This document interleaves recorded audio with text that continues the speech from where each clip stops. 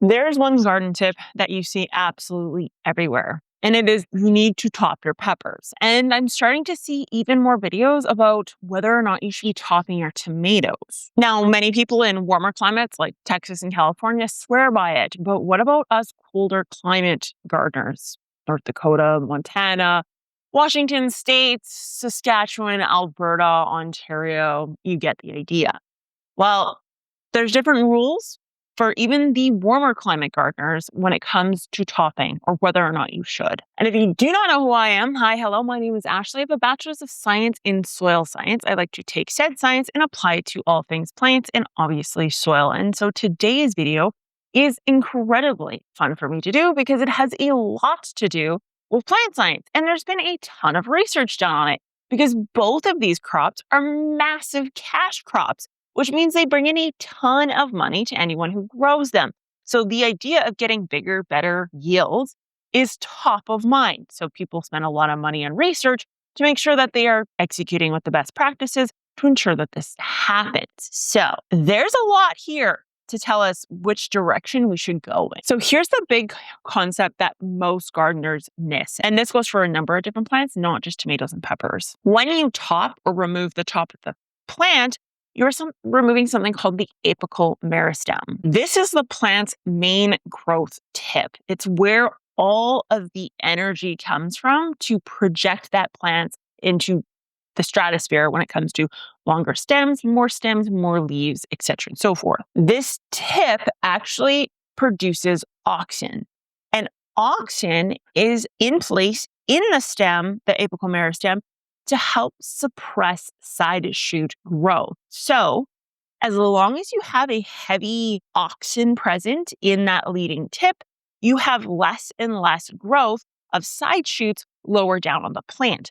You remove that apical meristem, you remove that hormone with it, and you end up with more side shoot development. If you leave the apical meristem in place, and then in turn, obviously, the auxin, you end up with something called apical dominance. So apical dominance means you have one kind of main shoot that goes up and all the energy is routed into that shoot, kind of like a giant antenna with no energy going into making bigger, better side shoots. You may see some side shoots, but you're not going to see anything in the capacity you would with that apical dominance in place. So when we remove this, we top it, whether it's a tomato or a pepper, we end up with a bushier plant because we've removed that auxin, which in turn encourages more side shoot development. And this, in theory, or in the mind of a gardener, means more fruit, right? Well, no. It means more vegetative growth.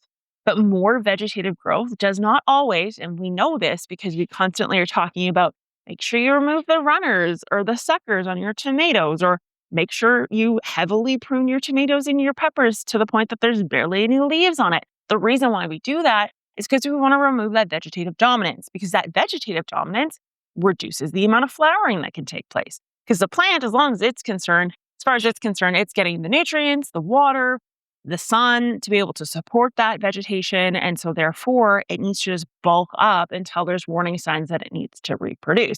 So vegetative dominance isn't always a good thing. And the removing of the top is what causes more vegetative dominance. And plants operate on a budget for lighting, water, nutrients, energy in general. And because they're on a budget, they can only allocate so many funds at a time. Meaning, if it's allocating all its funds into vegetative growth, it can't allocate a lot of funds into flowering growth. And that's where short season versus long season make a big difference as to whether or not it's going to actually produce more fruit in the growing season that you are unfortunately subjugated to. So say garden A has a frost-free period of 180 days and garden B has somewhere close to 90 days of frost-free. In the long season, we have time to develop more roots, shoots, and leaves, and then eventually flowers. For the short season, those plants barely have time to put the shoots and the leaves on, let alone put on significant amounts of fruit. So let's talk about peppers first before we talk about tomatoes, because there's a lot more rules and parameters applied when it comes to short versus long season and the type of tomato, etc. and so forth. Peppers are a little bit easier to understand. and they'll give a good foundation for helping us understand more about topping of tomatoes.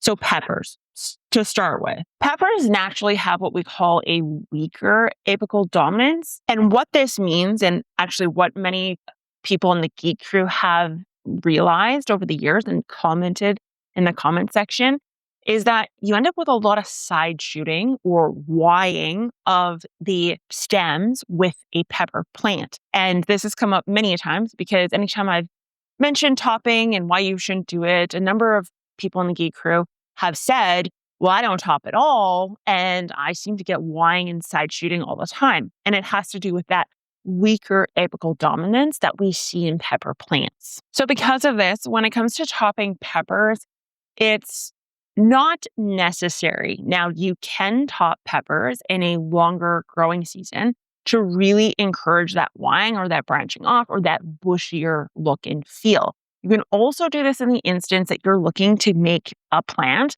that's going to be around for years to come, and you intend to overwinter that pepper plant. And I've done plenty of videos on how to exactly do that. If that's the case, then yes, you can top, because it will in turn also result in more flower sites for flowers and ultimately fruit to come off of. But there is a recovery time period there. And therefore, if you're doing this in a short season without the intent of overwintering, it is completely pointless to do. Let that weaker apical dominance do kind of the legwork for you. So because there's this delay in recovery and ultimately delay of maturity and delay of flowering and delay of maturing of flowers, in a shorter season where we only intend to use that pepper plant for a year, it doesn't make sense for us to top, because the amount of bush we get is going to be the amount of bush that the plant deems sustainable given all of the budgetary items that they've been given: light, warmth, fertilizer, and water. So let the plant decide how much side shooting it wants to put on, because it's going to do it without you interfering. There is some research to indicate that if you wanted to top and wanted to make a stronger pepper plant, because you believe that the pepper plant is going to be in a position where it's going to be exposed to more mechanical manipulation, that in turn could cause bending stems or stem damage of some sort. So we're talking high winds, kids, pets, exposure, say it's in a very open field, that sort of thing. You can actually top when the seedling is very young, and you lose little to no growth or recovery time, but it has to be around 4 to 6 true leaves for this to happen and for the plant to be able to recover in a timely fashion for a shorter climate or shorter period, growing period. You don't want to do this on larger size plants, and you don't want to do this later in the season. So next, let's look at tomatoes. We have determinate and we have indeterminate. Indeterminate to tomatoes. Holy nuts.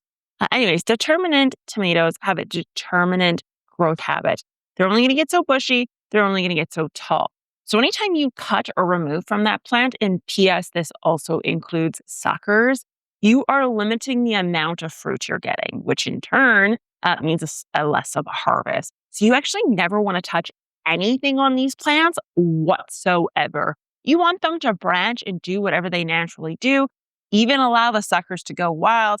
Do not remove these. So kind of broad terms, Romas, paste tomatoes, and celebrity varieties are all examples of determinate or very famously determinate tomatoes that you can usually get or are sold as seeds. Indeterminates, however, will continue to grow until frost hits. So these are your classic vining tomatoes. Sun golds, beefsteak, Cherokee purples, cherry tomatoes, moneymakers, the list is endless. Removing the tip on these guys can and will change several different factors, some of which you may deem beneficial to what you are doing. So first off, it stops the plant from growing taller and forces the plant to become bushier. It can cause less flowers or newer flowers clusters to form.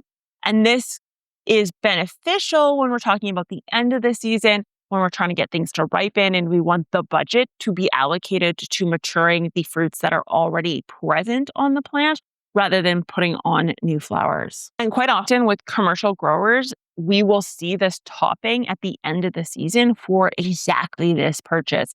I've been kind of saying you should top your plants here for years now. I've mentioned that topping your plants usually around mid-August is a great idea for those of you in cold climates to help kind of finish off what's left. And that would be the purpose for a cold climate gardener to do this topping process. So when you do this 30 to 40 days before your first frost date, it kind of signals to the plant, stop producing flowers, focus on what you've already done and finish it. So it's great if you have indeterminate. However, when it comes to earlier in the season, it does not make much sense to top. It causes a lot of unnecessary stress. Now, in the event that you wanted a bushier tomato plant with more main stems, if you will, all you simply have to do, which is less stressful for the plant and more natural for the plant, is to allow the bottom suckers of the plant, say the bottom 2, 3, 4, quite honestly, as many as you would like, those bottom suckers, leave them in place. Let those turn into full-blown main stems because they will,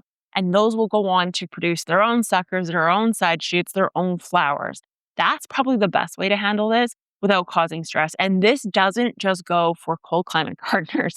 This actually goes for the warm climate gardeners as well. It's a fad right now to top off or wob off the leading apical meristem of a tomato plant to cause the classic Ying that we see with a pepper plant. But the reality is a tomato plant naturally Ys off the same way that a pepper plant does. Just doesn't have that apical dominance that we see when we look outside at a giant tree, for example. That is very obviously got very high apical dominance. This plant behind me, this fiddly fig, is very apical dominant. It is one shoot-ish straight up to the ceiling and then straight across the ceiling. It doesn't have much going on down here, which is actually why I lobbed off the apical meristem of this plant. And now you can see I finally have growth down here. The reason for that is literally because I wanted to reduce the anarchy that was the tip, because we always know the tip is where the anarchy lies. So anyways, Geek Crew, I will talk to you guys next time. Bye.